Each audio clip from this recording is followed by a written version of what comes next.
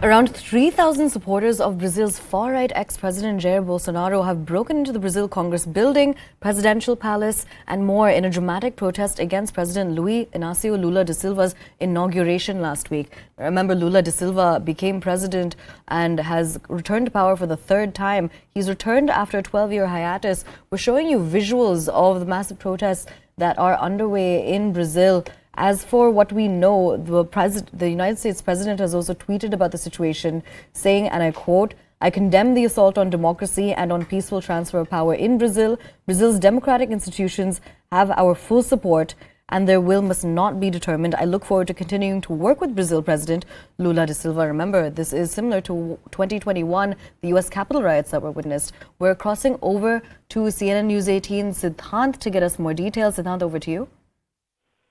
Well, look, what has happened in Brazil is again setting a bad precedent, not just for Brazil, but for the democracies across the world.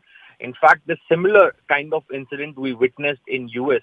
almost a year back when Trump supporters barged into the Congress House, and in Brazil also similar incident has taken place where 3,000 supporters of former President Jair Bolsonaro broke into Brazil's Congress building, and in fact the protest was against the new president of Brazil.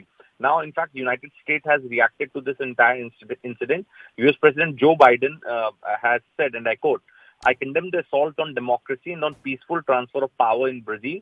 Brazil's democratic institutions have our full support, and their will must not be undermined. I look forward to continue to work with Brazil President Luiz Inácio Lula da Silva," unquote. So America has also reacted strongly to this incident, and in fact, the world democracies are watching the developments taking place in Brazil very closely, because year after year such precedents are being made. But in democracy, the opposition parties or one party should respect the mandate of people instead of instead of hitting roads or barging into the constitutional building of that country. And in fact, this time around also, America has reacted strongly. The other nations are also reacting strongly to this very incident where the former president's party workers barged into the Congress building in Brazil. Back to you. Right, Siddhant, thank you so much for those details. Now, shifting focus slightly, as President Joe Biden visits Mexican President Andrés Manuel López Obrador and Canadian Prime Minister Justin Trudeau for the North American Leaders Summit today, the